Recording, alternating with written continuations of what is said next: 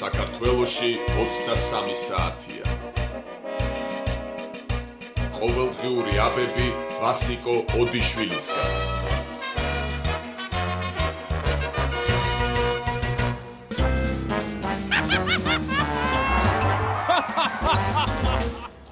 ქართული პარტიის ხელისუფლებაში მოსვლის შემდეგ მეხუთე კლასის სახელმძღვანელო დაიწყება ასე.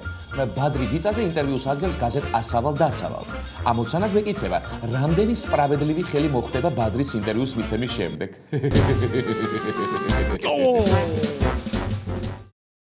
ხოდა მიხეილ სააკაშვილი, ვერაკობალია და დონალდ ტრამპი თამაშობენ ჯოკერს. ხოდა დაამთავრებენ ერთ დარიგებას და ტრამპი იტყვის წამეგლიჯაო. ვერა იტყვის შემეტენაო და გახარებული მიშა კიდევ იყვირებს მე გავკეთდიო.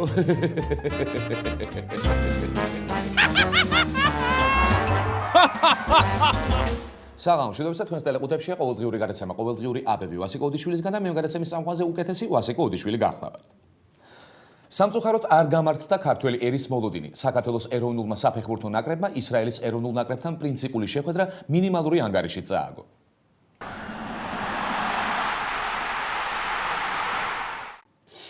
დიახ წავაგეთ, თუმცა მატჩის დაწყებამდე ჩვენი კეთილის მეტყველი ტელევიზიები ტრადიციას არ ღალატობდნენ და მთელს ერს გვილოცავდნენ იმას, რომ ცნობილი წინასწარმეტყველი თაგუნა გუშინდელ მატჩში ჩვენი ეროვნული ნაკრების გამარჯვებას ვარაუდობდა. რატი რა არის შენთვის ცნობილი რას ამბობს თაგუნა ვოლფი ისრაელი თუ საქართველოს? ვოლფმა თავისი შედეგი უკვე თავისი პროგნოზი უკვე გააკეთა და მან როგორც ხორვატიასთან ასევე ისრაელთან მატჩისთვისით საქართველოს მიაინჭა უპირატესობა და მისი პროგნოზით საქართველო გაიმარჯვებს. ცნობილი თაგუნა რომელმაც შეცვალა ცნობილი რო აფეხა კვლავ წინასწარმეტყველებს საქართველოს ნაკრების გამარჯვებას. ეხლა აღარ ვიცი რა ვთქვა. ეტყობა ეს თაგვი აქამდე ანდერს ფოკ რასმუსენის შტაბ-ბინაში ცხოვრობდა. ალბათ თქვენს დამეთანხმებით, რომ ანდერსის გავლენა მასზე აშკარად იგრძნობა. ეტყობა აკვირდებოდა ეს თაგუნა და ხედავდა როგორ უხაროდათ ქართველებს, როცა მისი სახლის პატრონი საქართველოს ნატოში უცილობელ გაწევრიანებას წინასწარმეტყველებდა და რა დიდ პატივისცემას იმსახურებდა ქართველებისგან საკუთარი წინასწარმეტყველების გამო. ხო და ამ თაგმაც მარტივად, ესე იგი, ამოგვიცნო, გავშიფრა და გაგვაბრიყვა. თუმცა ბოლომდე მაინც არ ვარ დარწმუნებული. დაველოდოთ დღევანდელ დღეს საღამოს თუ ამ თაგუნამ თუ ღრმა შეშფოთება გამოთქვა ჩვენს დასამშვიდებლად, წყალი პამპერსები, საფეხბურთო ბუცები და კიდევ მსგავსი რაღაცები გამოგვიგზავნა, მაშინ ნამდვილად დავწმუნდები, რომ ანდერსის შტაბშია ეგ თაგვი აღზრდილი. ისენეთა თუ განიცდის ეს თაგვი ჩვენს გაწმილებას და იმედგაცრუებას, ჰა? ერწოდით? აი, ახლა ვაცნობეს, რომ ჩვენ მოვიპოვეთ თაგუნას მატჩის შემდგომი რეაქციის სამსახველი კადრები და ამ კადრებს ახლავე დაუმონტაჟებლად გთავაზობთ.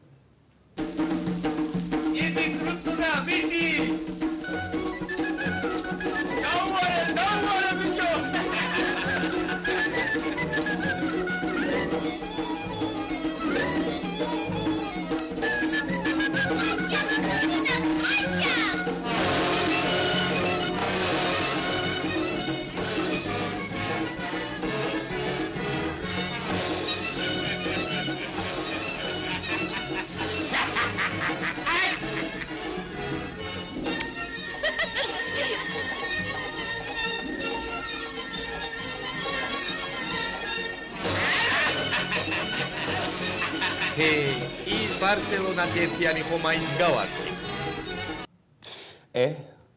ასე ანდრეს ფოგმაც გამოიცნო ამერიკა ერაყის ადინინგსი, მაგრამ ჩვენ რა ხეირი რა. ეგ არის რა, სანამ თაგვების და ანდერს ფოგს რასმუსენების იმედზე ვიქნებით, არაფერი არ გვეშველება. ეგზომ სასიხარულო ინფორმაცია გავრცელდა გუშინ ჩვენ სამშობლოში. ჩვენი ქვეყნის პირველი ლედი დღეიდან მსოფლიო ჯანდაცვის ორგანიზაციის მიერ კეთილი ნების ელჩად არის ხელდასმული და უახლოეს მომავალშივე შეუდგება ჯანგავარდნილი ევროპელების ჯანმრთელობაზე ზრუნვას. საქართველოს პირველი ლედი მსოფლიო ჯანდაცვის ორგანიზაციამ კეთილი ნების ელჩად დაასახელა. დედათა და ბავშვთა სიმკვრივიანობის შემცირება, ინფექციური დაავადებების წინააღმდეგ ბრძოლა, ეკოლოგიურ მდგომარეობაზე ზრუნვა, ეს ის მიზნებია, რომელთა განხორციელებაც სანდრა რულობს უკვე მსოფლიო მასშტაბით მოუწევს. პირველი ლედი საქართველოს პირველი წარმომადგენელია, რომელზეც მსოფლიო ჯანდაცვის ორგანიზაციამ საკუთარი არჩევანი შეაჩერა. მოკლედ აღარ ვიცი ახლა 21 საუკუნეში ვარ და საქართველოში ვცხოვრობ თუ ძველ ბერძნულ მითოლოგიურ სამყაროში. არა, იქ კი მახსოვს ასეთი შემთხვევა. ბერძენთა მთავარი ღმერთი გარკვეული გადაცნობების მიუხედავად მაინც ადამიანთა ზრუნვაზე და მათთვის სიკეთების მინიჭებაზე იყო ორიენტირებული. მისი ღვიძლი ძმა ჰადესი კი ქვესკნელის ღმერთი იყო და ჯოჯოხეთში მიერეკებოდა ჩვეულებრივ ბერძნებს. აქაც ალბათ ასევე იქნება. აქ სანდრას მეუღლე და ჩვენი მაღალი პრეზიდენტი ჩვენს ჯანმრთელობას შეარყევს, ხოლო მისი მეუღლე კი ყოველ ღონეს იხმარს, რომ ჩვენი როგორც რიგითი ევროპელების ჯანმრთელობა შენარჩუნებული იქნას. თუმცა, მოდით ისევ ახლად არჩეულ კეთილინების ელჩს მოусმინოთ. გავიგოთ ერთი რა მეთოდებით აპირებს ჩვენს ჯანმრთელობაზე ზრუნვას. შევეცდები რომ სხვადასხვა ქვეყნების მინისტრებს მოადგილებს, ორგანიზაციებს, თუნდაც კერძო კომპანიებს ვესაუბრო, რომ როგორ შეიძლება რომ უფრო ხელმისაწვდომი გახდეს ევროპელი მოქალაქისთვის იმა თუ იმ სამალს, იმა თუ იმ ჯანდაცვის სამედიცინო სერვისი, როგორ შეიძლება რომ გაიაფთეს რომელიმე სადიაგნოსტიკო სერვისი. აი ჩვენი ელჩი წამლის მოპოვებასა და დიაგნოსტიკური მომსახურების მიღების გამარტივებას აპირებს. თუმცა მე უფრო კარგ მეთოდს ვურჩევდი ჩვენს პირველ ლედის. კაპიტანო სანდრა, სასწრაფოდ ახლა ადექი და შეისწავლეთ შემდეგი თამაშობები. დომინო, ჯოკერი, დურაკა, ნარდი, გრძელი ნარდიც და ყოველ დილით თქვენი მეუღლე ამგვარი თამაშებით გააართეთ. აიძულეთ რომ ცოტათი მაინც დაიგვიანოს სამსახურში და გარწმუნებთ რომ ამგვარი მეთოდებით თქვენ უამრავი ადამიანის ჯანმრთელობას დაიცავთ. ხელყოფისგან. კი? ჩვენს ქვეყანაში ხომ თითქმის ყველა საგანმანათლებლო დაწესებულებაში ნატოს კუთხეა მოწყობილი. ხო და თურმე მას განახლება ჭირდება.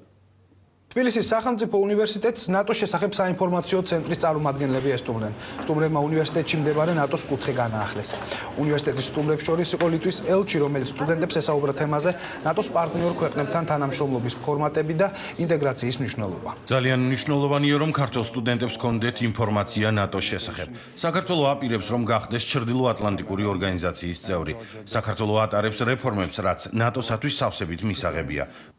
ბატონო იონას მოეკიდა ობი ნატოს კუთხეს და როგორ მაინტერესებს რა უდევთ ამ კუთხეში, მაპი თუ მაპზე უკეთესი?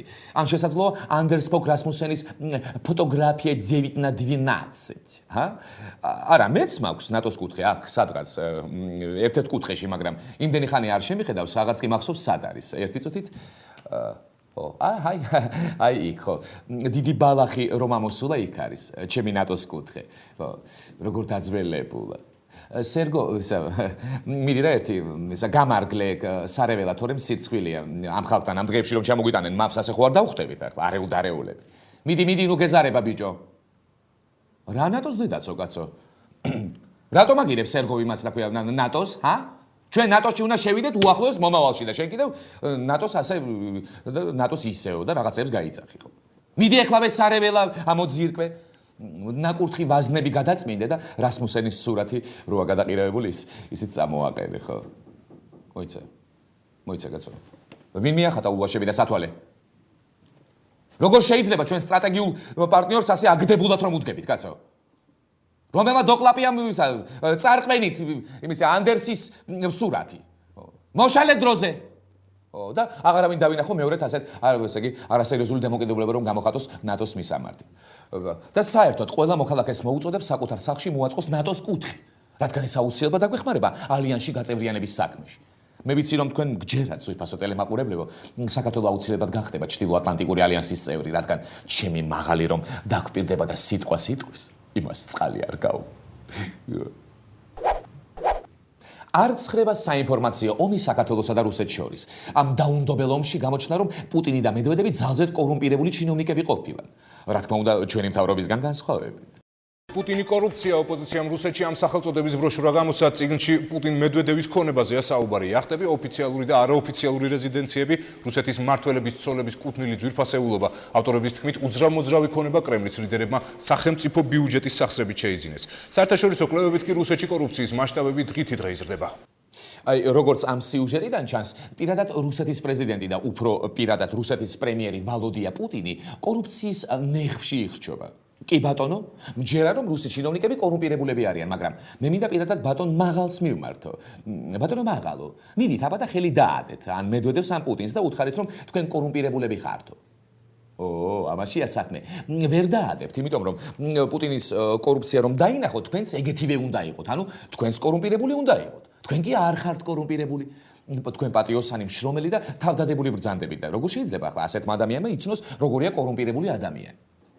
აი მე შემიძლია თამამად დავადო ხელი პუტინს და ვუთხრა ვალოდია პუტინო შენ ხარ კორუმპირებული და ღორი ეს რომ უთხრა ვოვას მე მაქვს ამის უფლება რადგან მეც ისეთივე კორუმპირებული ვარ როგორც ვალოდია და ისევე ელიტარული როგორც თქვენ ჩემო მაღალ აი თქვენ კი კორუფციასთან მებრძოლი პირველი ადამიანი ხართ ამ სამყაროში და სწორედ თქვენმა თავდაუზოგავმა და შეუპოვარმა ბრძოლამ გამოიწვია ის რომ მე წარსულში ანუ შევარდნაძის დროს ყველაზე მეტად კორუმპირებული ადამიანი დღეს გამოვსწორდი ჩემსავით რამდენიმე კორუმპირებული ადამიანი გამოსწორდა რომლებიც დღეს თქვენს მთავრობაში არიან და თანაც მაღალ თანამდებობებზე ეს ხალხიც უნდა გიმადლოდეთ თქვენ ჩემო მაღალ მე არ დავიღლები თქვენი ქებადიდები და უბრალოდ როგორც თქვენს მინისტრებს აქვთ ულიმიტო ხელფასები ისევე დამინიშნეთ მეც რათა ღმერთი არ გამიწყდეს და ისევ ამ კორუფციამ არ მძლიოს ავიღებ ხოლმე სახელმწიფო ბიუჯეტიდან რამდენსაც მინდა და როდესაც მინდა რა ეს კორუფცია ხო არ არის ეს ხო ცივილიზებული გამდიდრების გზა არის ხო და მომანიჭეთ მეცეს ბედნიერება და მე ნახეთ მე თვითონვე რომ დავგეშავ ჩემ თავს პუტინის წინააღმდეგ და 2 წელიწადში თქვენი სახელით რომ დავამარცხებ მაგ კორუმპირებულ ღორს ხო ჩემო მაღალო ახლა აბების ეთერში რეკლამიცინის მიღების დროა რეკლამიცინი ჩვენს ეთერში ზღაპრების მოყვარულთა საყურადღებოდ გამოვიდა ურჩხული და მზეთუნახავის მეორე ტომი დესპოტი ბატონი და კეთილინების ელჩი სადაც მოთხრობილია თუ როგორ აჩაჩანაკებს თავის მოყმეებს დესპოტი ბატონი და შემდეგ ან დაჩაჩანაკებულ ხალხს როგორ ეხმარება ფერზე წამოდგომაში მისი მეორე ნახევარი კეთილინების ელჩი რათა ბატონმა წამომდგარი ხალხი ისევ დააჩაჩანაკოს კეთილინების ელჩი გადამწვარი ხალხის აღდგენა მომზადება მრავალჯერადი გამოყენებისთვის საქართველოს ყველა ოჯახში გაიხსნა და წარმატებით ფუნქციონირებს ნატოს კუთხე. დადექით კუთხეში, ილოცეთ ანდერს ფოკ რასმუსენის ფოტოსთან, შეავედრეთ მას ერაკული დემოკრატია, აკმიეთ ნატოს წესდებას ცოტაოდენი დენტი და გახდით სულიერად მყარნი. ნატოს კუთხე. როდემდე ვიდგეთ კუთხეში? არ სრულდება და კიდევ უფრო მეტ ძალას იკრებს ლევან გაჩეჩილაძის და ბადრი ბიძაძეს შორის დაწყებული ფიზიკურ ფსიქოლოგიური დაპირისპირება. გუშინ ლევანმა ბადრის სახლთან მორიგი რაუნდიც მოაწყო. დაპირისპირებას მიუხედავად აეროპორტში გაგრძელება მოყვა საინფორმაციო სააგენტო პრესა ჯის მიერ გავრცელებული ინფორმაციით გუშინ გვიან ღამით ნასვამი ლევან გაჩეჩილაძე წყნეთში ბადრი ბიძაცის სახლთან მივიდა და მას სიტყვიერი შეურაცხყოფა მიაყენა. გაჩეჩილაძეს რამდენიმე ადამიანი ახლდა პრესა ჯის ინფორმაციით ბიძაძის სახლთან ცოტა ხანში საპატრულო პოლიციის ეკიპაჟი მივიდა თუმცა გაჩეჩილაძე და მისი თანხმლები პირები იქ აღარ იმყოფებოდნენ. არა მოკლედ ეხა აღარ უნდა კონდეს ამ ცემატყებას დასასრული გაც. ნუ თუ ჩვენი ერისთვის მუხჩაუხრელ შრომაში ჩაბმული ლევან გაჩეჩილაძე და მისი ქართული პარტია ბადრი ბიძაძის ასეთი ტანჯვა წამებით აპირებს ქართველი ერის გადარჩენას. ნეტავ რაშია საქმე? ჩვენი მაღალი სული ხომ არ არის ნეტავ ამ ბადრი ბიძაძეში ჩაბუდებული და ამად ხომ არ ესხმის ლევანი ყოველ ცისმარე დღეს თავის ბადრის. ხო? კი, უეჭველად ეგრე იქნება, კი. ალბათ 8ჯერ თუ ცემა და 4ჯერ თუ აგინა ლევანმა ბადრის, მაღალი დასუსტება და დაჩაჩანაკდება, მაგრამ მე რაღაცა მაგისი არ მჯერა. არა. ასეთი რაღაცები მხოლოდ ზღაპარში წერია და მგონი სულ ტყუილად გვიწევს ბადრის ტანჯვა წამებისთვის თვალის მიდევნება. არა რაღაცა უნდა ვიფიქრო. სასწრაფოდ რაღაცა უნდა ვიყოთ ხო? არა, როგორ მე უნდა ეხა ავკვეთოთ ლევანის ეს ქმედებები. მოდით აბა მისი პარტიის ახლანდელ საქმიანობას მივადევნოთ თვალ იქნებ აქ მაინც ვიპოვოთ ჩვენი პრობლემის გასაღები. აბა სასწრაფოდ ესა გვაჩვენეთ ბადრი ბიძაძის ხელყოფის გარდა კიდევ რას აკეთებს ქართული პარტია? ქართული პარტია იუნესკოს დავით გარეჯის სამონასტრო კომპლექსის დასაცავად მიმართავს. ქართული პარტია ამჯერად მიმართავს გაეროს განათლების, მეცნიერებისა და კულტურის ორგანიზაციის გენერალურ დირექტორს, იგივე იუნესკოს და სთხოვს მას დახმარებას ამ კონკრეტულ შემთხვევაში. დავით გარეჯი რა თქმა უნდა არ არის მსოფლიო კულტურული მემკვიდრეობის ძეგლი, მაგრამ ის არის ჩვენი ქვეყნის საქართველოს კულტურული მემკვიდრეობის მნიშვნელოვანი ძეგლი და სწორედ ამიტომ ჩვენ მიმართავთ ამ ორგანიზაციას.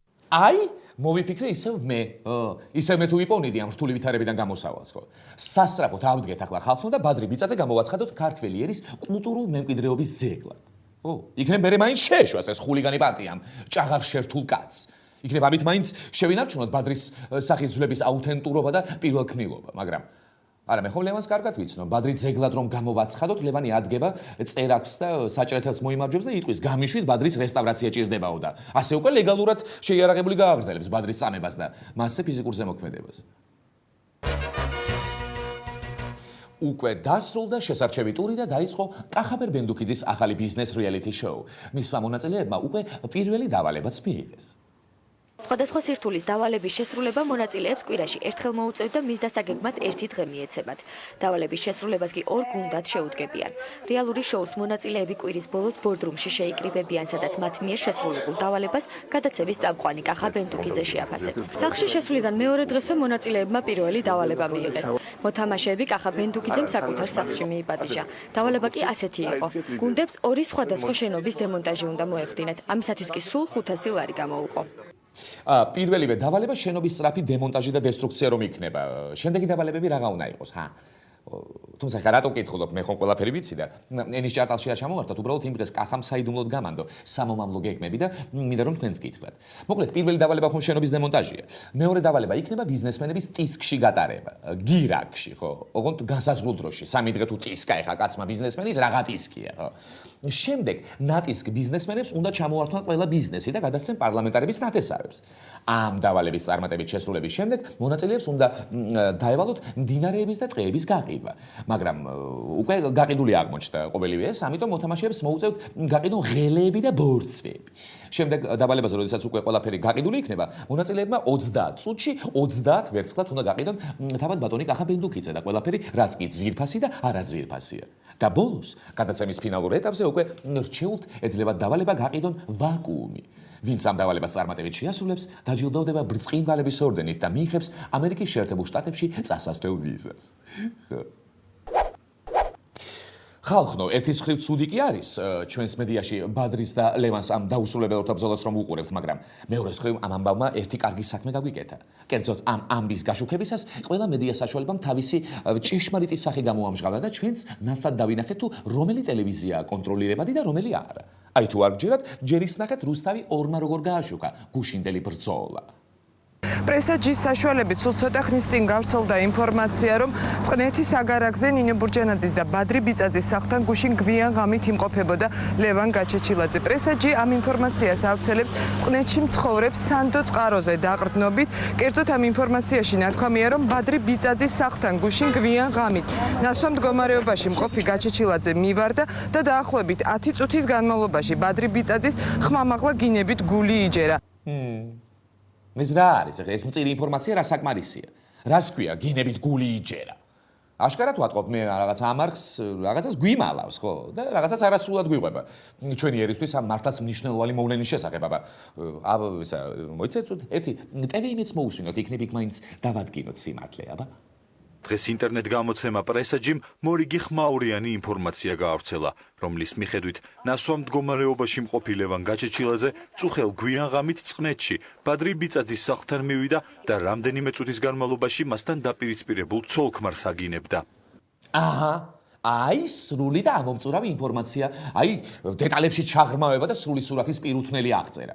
მარტო ქმარს კი არ აგინებდა, არამედ ცოლ-ქმარს, როგორც ერთ მთელს და ერთ განუყოფელს. იმ რუსთავს კიდე ეგონა რომ დაიმალებოდა ერისთვის ესოდენ ნიშნულოვანი ამბავი. არა და ერი სწორედ ასეთ შეულამაზებელ ინფორმაციას ითხოვს. დიახ, სწორედ ეს გვაინტერესებს. ვინ ვის აგინა და ვინ წააქცია და ვინ გაიფინა წიგქვეშ, აბა კორუფცია რომ აღარ გვაქვს. პრეზიდენტის ფონდებში რომ მილიონები არ ირიცხება და მინისტრები რომ პრემიებს არ იწერენ და ჩვენი სამართალდამცავები რომ ჩვენს უფლებებს აღარ არღვევენ, ეს ხომ ისედაც ვიცით. ოდა ვენაცვალეთ ჩემს თავისუფალ ტევ-იმედს. აშკარად დადგა თავისუფლების გზაზე, ეთყობა 7 ნოემბერს გადაჭერილმა ხელკეტებმა მაინც თავისი კეთილი გავლენა იქონია და ბოლომდე გაათავისუფლა ეს ტელევიზია თვითცენზურის და თვითკონტროლისგან. გადაცემის დასასრულს პოლიტიკოსთა ენამოსწრებულ ფრაზებს შემოგთავაზებთ. იცინიან და იცინიან პოლიტიკოსები.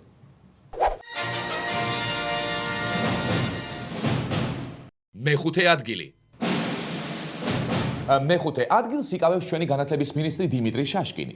კაცი ყოველ ცისმარე დღეს სისხლსობს ჩვენი საგანმანათლებლო ცენტრების მმართველებს, მაგრამ მაინც გაიძახის ევროპულ განათლებას ვაშენებ, ევროპულს. ჩვენ ვაშენებთ ევროპულს პროფესიონალ კოლეჯების სისტემას, რომელიც არის დაფუძნებული იმ სტანდარტებზე, რომელიც არის შექმნილი ევროკავშირის დახმარებით. მეოთხე ადგილი. მოკლედ საქართველოში თითოეული სტუდენტის, ისევე როგორც სხვა ჩვეულებრივი ქართველის ერთი ახლობელი მაინც ყავს სათუთ მინისტრს ციხეში მოთავსებული, მაგრამ ჩემი სათუთი მინისტრი მაინც გაკვირებული ეს რამოდენა ინტერესი აქვს ქართულ სტუდენტებს ჩემი სამინისტროს მიმართო. ხო. ეს დიდი ინტერესი არის ჩვენი სამინისტროში მიმდინარე რეფორმებისადმი.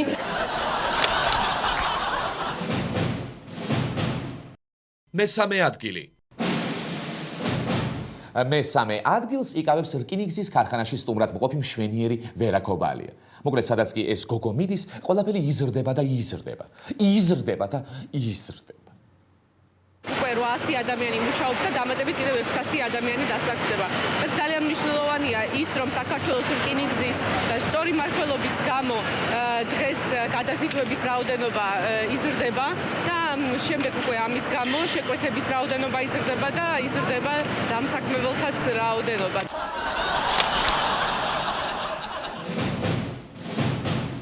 მეორე ადგილი. მეორე ადგილი უნდა მივაკუთვნოთ ღვთსოვან პოლიტიკოს ელიზბარ ჯაველიძეს. ელიზბარის აზრით, ბადრი რომ ლევანს შეურაცხყოფის მიყენების შემდეგ გამოეკიდა და ზდია, სახალხო კრების, ზოგადად ჩვენი ერის პირველი გამარჯვება არის. საკუთარი პოლიტიკური პარტიის ლიდერებისგან განსხვავებით მიუნხენში მომხდარ ინციდენტზე დეტალურად ელიზბარ ჯაველიძემ გაზეთ ალიასთვის მიცემულ ინტერვიუში ისაუბრა. მისი თქმით, მას შემდეგ რაც ლევან გაჩეჩილაძემ ბადრი ბიწაძეს ხელი გაარტყა, ეს უკანასკნელი გაჩეჩილაძეს სამაგიეროს გადასახდელად გაეკიდა კიდევაც.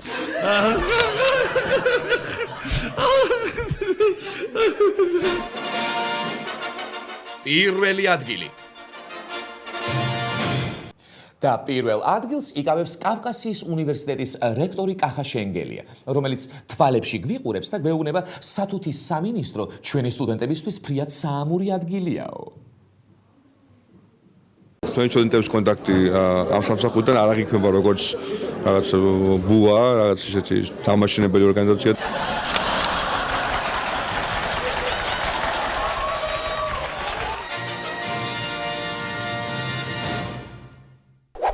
დღეს და ხვალაც და ამის შემდეგ ჩემი პირიდან ვეღარ გაიგებთ საპირველო აპრილო აქციაზე მოწვევის ტექსტებს. მიმდინარე პოლიტიკური მდგომარეობის მასხრად აგდების მსურველებს 1 აპრილს დღის 3 საათზე ვიწვევ პარლამენტის წინ გამართულ აქციაზე სახელწოდებით ნიშა მაგარია. ძვირფასო თალამოქანათენო. 1 აპრილს მობრძანდით აქციაზე და თქვენთვის სასურველი ტყუილი.